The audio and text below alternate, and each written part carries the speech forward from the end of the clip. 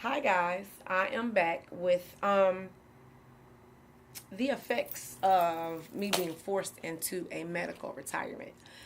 At 40 years old, it's very devastating. It does something to your mental. And it actually wasn't 40 years old. I was 37 years old when my doctor started talking about it, and I definitely wasn't having it then. So it took him a few years, a few months I should say to actually talk me into doing it, and it was like pulling teeth because who at 37 years old wants to even start talking about a medical retirement, because now you start to think about being useless, being immobile, um, broke, because if you don't work, you don't what? You don't eat. So that was my main concern for a long time. But the doctor put it to me plain and simple. He said, do you want to work, continue to work, and lessen your chances of being here for another however many years? No one knows for sure, but or do you want to go ahead and go into this medical retirement and heighten the chances of you being here for, you know, a little longer than what the statistics should say that you're supposed to be here? So, with that being said, it still was, it was really a hard decision. And I didn't even allow him to start the paperwork or anything until I was about 38 and a half, maybe. Because again, I had to wrap my mind around not being able to physically work. In the land of the great, how does that even seem possible? How does that even seem um, attainable? How does that even seem able for you to wrap your head around something like that? And it didn't. I couldn't make sense of it at the time. So it took me a while. But I'm gonna tell you how powerful and how necessary it was for me to go ahead and start this medical retirement. Again, I told you I didn't start um, discussing it with him till I was like 38, 38 and a half. We had already discussed it, but as far as like paperwork goes, I was like 38 and a half years old. And it's really unheard of for it to go through as fast as it did.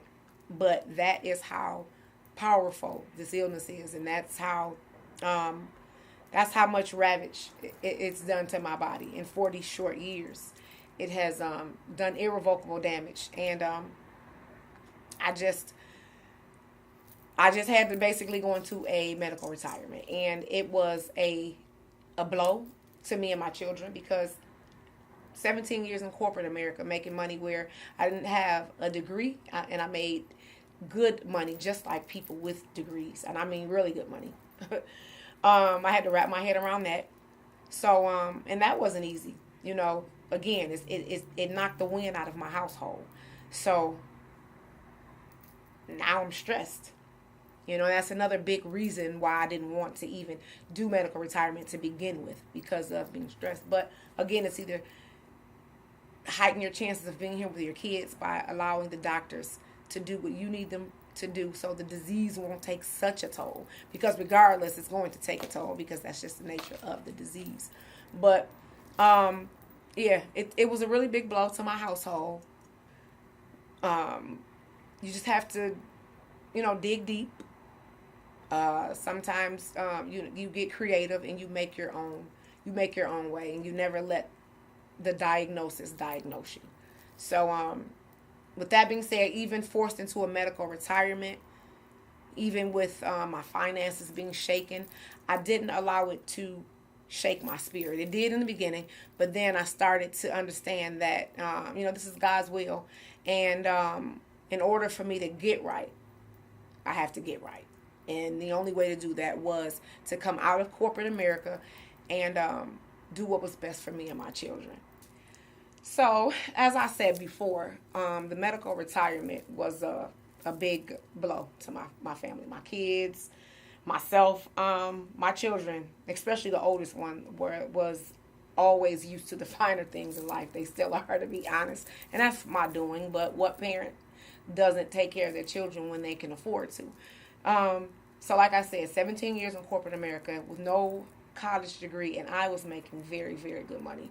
High, 5-figure salary with no degree. And that's phenomenal for people without degrees. And those of you out there with none and making that kind of money, you know exactly what I'm talking about. But again, once it was cut abruptly, no more, Great Wolf Lodge getaways, spontaneous, just taking the kids to Great Wolf Lodge and Kalahari and things of that nature. It was abruptly clipped away from us. And your children don't understand that type of thing, because all they know is whenever mom says let's go, we do, or whenever I say can I have, she gives me. And that was cut out. It was taken away from my children abruptly, and that was for a long time the reason why I stayed in corporate America, ignoring my health. I really didn't care about it, because and I'm not going to say I didn't care. I didn't make it a priority, and that's because I just felt like taking care of my children was the bigger priority, not realizing that this health thing, this sickle cell thing is serious, and it could have taken me away from them trying to take care of them, and I still am able to take care of them, but and I'm just now getting myself back together where I'm able to take care of them the way that I was. But it took a minute, to get back there. Like, I couldn't get my hair done for a minute, my nails done. There was a lot of things cut out. My car, I didn't have that any longer. I had to, I guess you can say, a voluntary repo or whatever it is you want to say. And I don't care about the transparency. Everybody goes through things, and that was one of my things. I just, I couldn't do the things in life that I was used to doing because of the money that I was making. And right now is a real big transparent moment for me, because if you know me, you know that I'm big on keeping it together. And that was a big reason why I didn't want to take this step, but I did for my children.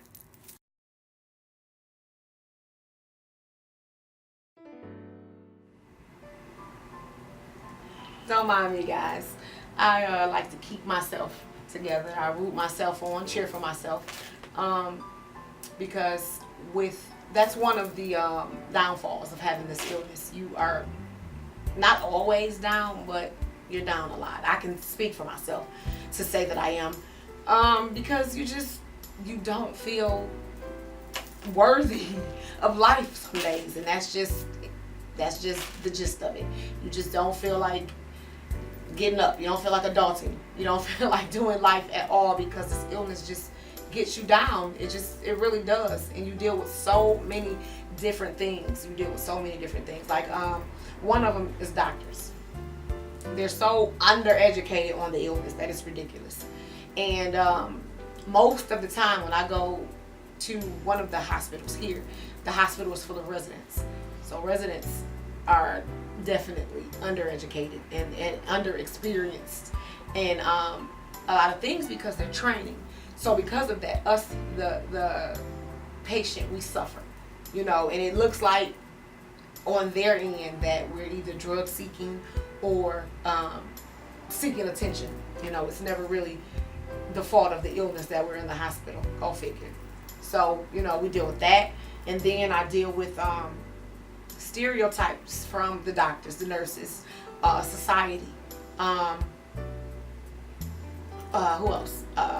People who work with you, people in your workplace, because people feel like, why should you get special attention, or why should people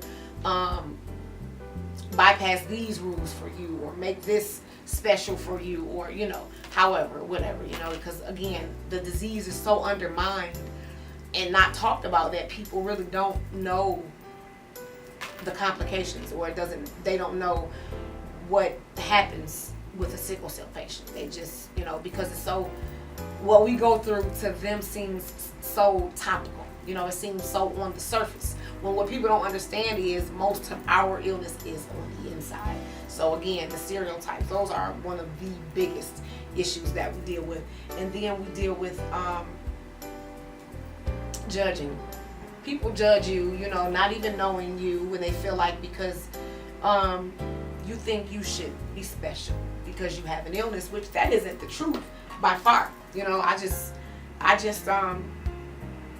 want you to treat me accordingly, and accordingly is just respect me and my illness. You know, you never know what I'm going through. You know, it's not for you to try to figure it out because trust me, you won't be able to. The illness is just that complex. And then I have to deal with the issues of the pain meds. Now this, I'm going to do a whole nother video on. I'm going to touch on this just a little bit because this here is such a big issue within this illness, within this community, that it's ridiculous. Being that sickle cell is a pain-based illness, we take a lot of narcotics. We're prescribed a lot of narcotics. And our tolerance is very high for a lot of narcotics. And that is a lot of the reasons why people believe, or doctors believe, that we're drug seeking when we're in the hospital. And even though that's not for them to make that call on, but I'm just giving you guys some background on why. But yeah, the drugs. And then what people really don't get is these doctors, they're who get you hooked, so to speak, on these drugs. You know, instead of allowing us to go the non opiate route or the non-narcotic route, you try to, you know, go the natural route. They don't want you to do that though, because that's an insurance thing. And again, that's a whole nother issue, a whole nother video. So I'll be talking for days, and I'll touch on that later. But the pain meds, yeah, I don't wish the causes and the effects of that on anyone, of those drugs on anyone. And then this is why I tell people all the time, if I didn't have to take those drugs, trust me, I wouldn't, because they definitely have some long-term effects. And most of them have you addicted, and then these doctors out here, they think they can just cut you from them, and they can't, because it's repercussions behind that. You can't just cut a person from that type of thing and then expect it to be, you know, expect them to be able to live life afterwards, because that's not what happens. And again, the drug part, if I had never had to take a pain med, over the counter or not, or prescribed, I wouldn't, because they have some very bad side effects, disturbing, damaging, that can do some bad things to your body long term.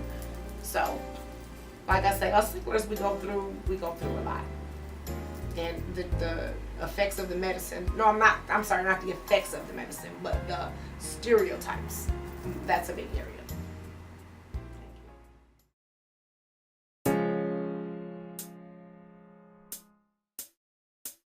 I must give a shout out to my mother. My mother, she's 74 years young. She'll be 75 next month. And she has been riding this thing out with me for the last 20 years. Now, I've always had sickle cell, but it did not start really to bother me until June of '96. And that is the very first time that I gave birth. Now, it is said that birth brings out everything. Giving birth brings out all types of things in you, and I'm assuming that it just brought out the monster in sickle cell. Don't get me wrong, like I said, I've always had it, so eventually I probably would have had a crisis, but they didn't start until June of '96. I've always ached and, you know, didn't really feel well up until then.